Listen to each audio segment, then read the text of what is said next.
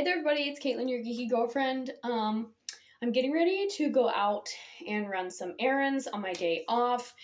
Just little things, the bank, the library, and I am gonna maybe try and go to Bath and Body Works and try and get the new Disney Princess collection. So stay tuned for updates on that. But while I get ready, I thought we could hang out and chat about the latest book that I read, and it was After by Todd. And yes, I do have two copies because this one I got off the shelf, and this one was my hold request for the library.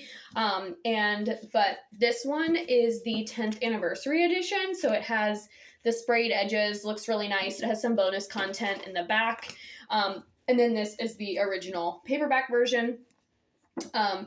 Believe it or not, these are the same length. They are, this book is 582 pages.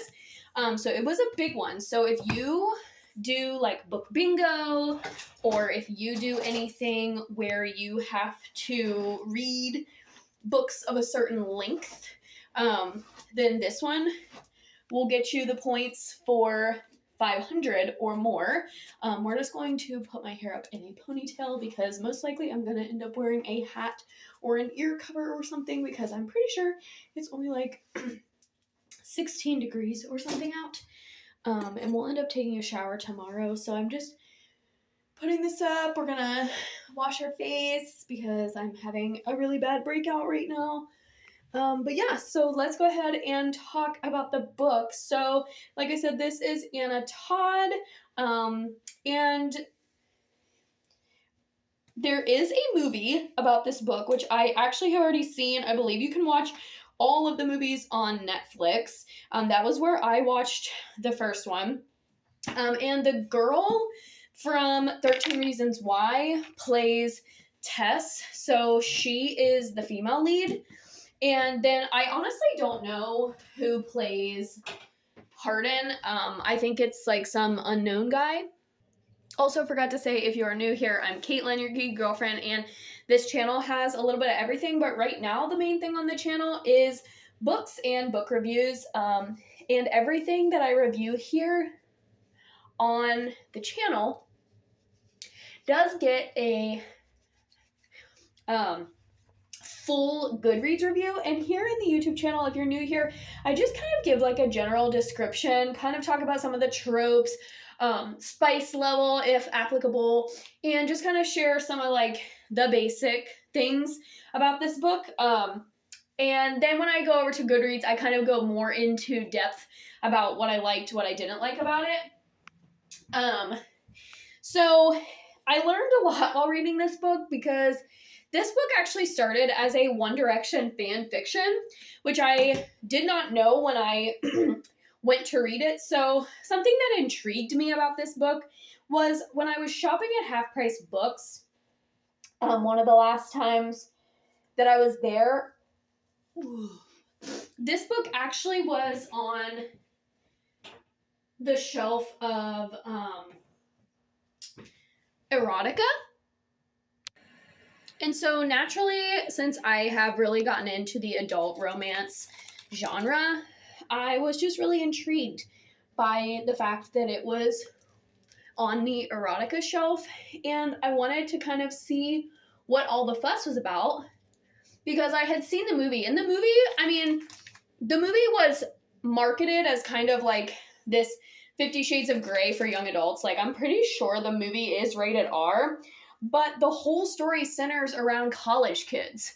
But I do feel like I got a lot of kind of 50 Shades of Grey tropes as well, and like kind of some references to 50 Shades of Grey. Like, for example, part of the storyline is that Tess gets this internship, and it all takes place in Seattle, which 50 Shades of Grey also takes place in Seattle, or Oregon. I think 50 Shades of Grey technically takes place in Oregon, but Christian works in Seattle.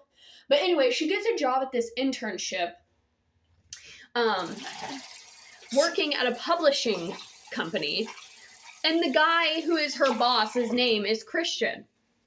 So it was like stuff like that. And then there are like tons of characters in this book, like, but all of the main boys like resemble a boy from One Direction. So the main character is Hardin Scott. Then you have Zed, you have Landon, Noah, and Nate. And then there's a Tristan. And then there's all these female side characters as well. But honestly, if I would not have known that it was a One Direction fan fiction, I'm not sure if I would have, like, if I hadn't been told that, I don't know if I would have necessarily known that. Because, like, other than Hardin being British and having shaggier hair, I don't know if I would have put two and two together that it was supposed to be One Direction fanfic. But I don't know. Zed has like all these tattoos like Zayn does. So like maybe. But also I don't know if I would have. But anyway. So I didn't pick it up because it was a One Direction fan fiction. I picked it up because I just was intrigued by the fact that it was on some shelves as an erotic novel. Which I was like, okay, let's see what all the fuss is about with it being an erotic novel. And we'll talk about that in just a second, like the spice level. But I want to just talk about some of the general tropes. But the biggest one in this one, well, first of all, they're college kids. So keep that in mind when you read this book. Like, they are supposed to be in college. But several of the things that happen, maybe you would not, like, just because it's about college kids, I would not say that this is a young adult novel. It is very sexual and very graphic sexually. Depending on your preference for spice level, I would probably say, like, it's easily a 4. 50% of this plot is just them being physically intimate of some level. And it starts off really slow because Tess is a good girl. That's the whole shtick. So that's one of the tropes is like we go from Miss Pris to Miss Promiscuous because of Hardin, like the good girl meets bad boy storyline and that trope. Really. Plus you've got like the virgin trope and the first sexual encounter. We've got small bed, one bed tropes because they're in college, so they're living in dorm rooms. There's like the roommate thing, and there's just a lot. This book takes place over the course of like 3 months, but based on the writing style, you would think that it takes place over like a whole year, but it literally takes place like in one semester of college, which is pretty crazy after reading it. Like this is 3 months of time that just doesn't. There are just a lot of things that really don't compute. And it is like a 0 to 60 relationship, which is a trope. Like, that's a whole thing. I forget what, like, instant love or instant connection or something like that. But it's also, like, their relationship is so toxic. And the biggest trope, I would say, is on again, off again. And if you like an on again, off again relationship, like, you would probably enjoy this book. But I was so annoyed by both of them and that they could not get their lives together, and just like Tess wanted him to have all of this commitment that he just does not have as a person. And yes, I know that's part of the story character development, and there are there are 4 books in this series plus a prequel which talks, I think, about Tessa and Noah's relationship and like her upbringing and with her mom, which is a whole other thing. And there are just a lot of storylines that are brought up in this book. And then at the very, very end, we do get the, like, you get a little bit of, like, fake dating, this was all a bet type of a storyline as well. So there's a lot going on in this book. And at some points, there was, I think, too much. Like, I almost feel like this book could have been 2 books, or part of it could have been put into the next one. Will I read the sequel? It's unclear, because I was so annoyed at Tessa and Hardin the whole time. And that is a little bit of a spoiler, you know, to hear me talk about the fact that Tessa and Hardin get together. But yeah, I I was just so annoyed, and I just wanted them to figure their stuff out. So I am realizing that I am not a huge fan of the on again, off again trope. Now, were there parts that I liked? Yes, but I would say, I don't know if it was necessarily plot points that I liked, or just like some of the intimacy scenes that I kind of enjoyed. There weren't really any that I was like, oh wow, that's a really great scene. But there were some that were like, okay. But the amount of scenes in this book can be daunting, which is why I said for some people it would probably get a 4 or 5 in terms of spice. Yeah, I'm trying. Overall, I gave it a 2-star on Goodreads. I think on Storygraph I gave it like a 2.75 because like there were parts that I did like Hardin's character development was okay. I think overall this book just kind of for me was like there were just, I don't know. I can see why people maybe loved it when it first came out. I think it came out right around the time that 50 Shades came out.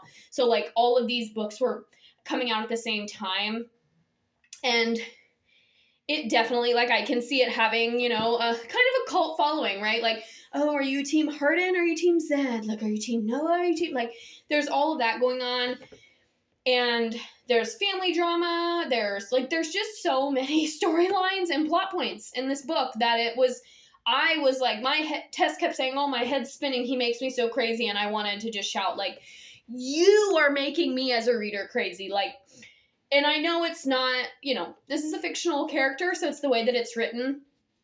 And I think the fact that it started off as fan fiction impacted its writing, but still, that is the biggest thing that I have to say about this is I was just kind of annoyed for the majority of it, and I didn't have that, like, oh, this is really good, or that, like, it took me a really long time to read it. I say really long time. It took me, like, 9 days, which is not a long time at all, but especially for a book this big, but Iron Flame was a little bit shorter than this book, but I read it in, like, 3 days. But it's similar. It's, like, over 500 pages, so it's that same kind of, you know, commitment, I guess, in a book. So like I said, I gave it 2 stars, between 2 and 3. Like, I don't think it's 3 stars good for me, but that's not to say, like, I read the bonus content at the end of the 10th anniversary edition, which again is this one with the sprayed edges, and it is a beautiful book. It's very heavy, but it is beautiful.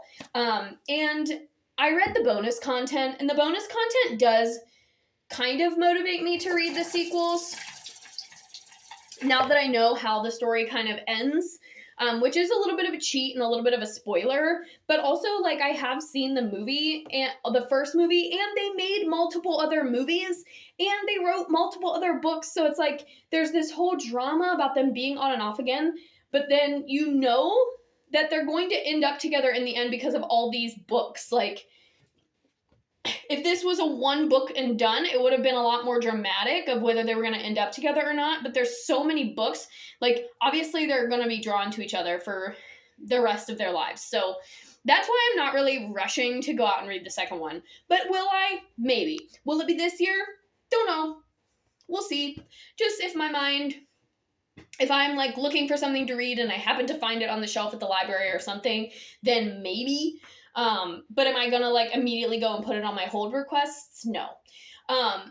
Definitely not suitable for, I know it's written about college kids, but I would say definitely be in college, like late college, when you read it. I mean, they're 18 and 19 years old, but, I don't think that it's suitable for 16 and 17-year-olds. There's a lot of explicit language, and, like, he is low-key emotionally abusive to her, and she back to him, and they're, like I said, it's just very, very toxic, and so you have to kind of know that going in. You have to be ready for some of the things to be a little uncomfy, and for lack of a better word, cringe.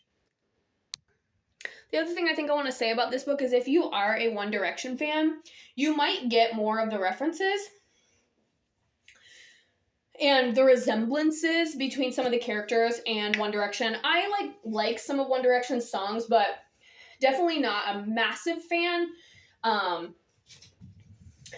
yeah, like, it was obvious to me once I found out that it was a One Direction fan fiction that Harden was supposed to be Harry. But then, like, the rest of the characters, I don't, like, know like that many personal details about any of the characters in One Direction to know, like, oh yeah, that's Liam would totally do something like that, you know? Like, yeah. So I think that's all I have to say about this one. Like I said, if you want more, you can go check it out on my Goodreads. Like, I gave it 2 out of 5, and on Storygraph 2.75. Like, I don't know. When I finished it, I had this attitude the whole, pretty much 75% of the book, I had this attitude, like, I just want to finish this so I can read something else. Like, I really probably should have DNF'd it because I was just so annoyed by them and their relationship. But then, like, when they would be on, I was kind of, like, I was into it. I was like, okay, yes, like, but there was so much more of the book that I knew it was too good to be true. And they actually say that several times in the book, like, I knew this was too good to be true. And I really should have DNF'd it because I didn't enjoy it that much. I just was like, like, you guys know how I am. I like to finish things, and I was kind of hoping that it would get a little bit better, and it just never really did. So that's on me. I probably should have DNF'd this one, but let me know in the comments if you have read this one, and if you've read the sequels, please let me know if the sequels are better. Please. Because maybe I'll change my mind and want to read the sequels. But yeah, I think that's all I have to say about that one. Thanks for hanging out with me, and make sure you turn on those notifications for when I drop new content and new videos, and stay tuned because there are lots of books getting uploaded today right here on the channel. So make sure you scroll up and down to check out all my latest videos, and I'll see you guys in the next one. Bye-bye. Oh, by the way, this was book number 7 for the year. And my goal is 48 books. So we are a little over 1/8 of the way there. So stay tuned for more. See you next time.